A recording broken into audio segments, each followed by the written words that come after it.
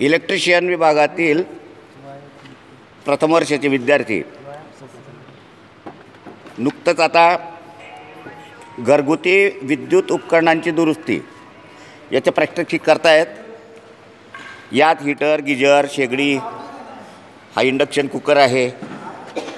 याप्रमाणे उष्णता निर्माण करणारी सर्व उपकरणांची माहिती आणि दुरुस्तीचं त्यांना नॉलेज देण्यात आलेलं आहे। त्याप्रमाणे आता हे इंडक्शन हीटर आलेलं आहे, ग्राहकाचा आहे, बंद पडलेला आहे।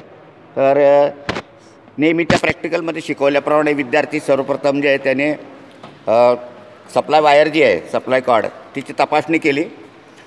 ती ओपन आढळली आणि ओपन असल्यामुळे कार्य करत नव्हती।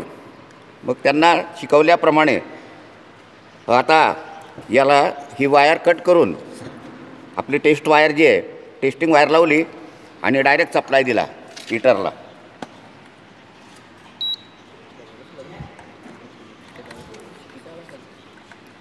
हा सिरीजमध्ये आहे, सिरीजमध्ये कंटिन्युटी दाखवते आहे। आता पॅरललमध्ये सप्लाय देतो आहे।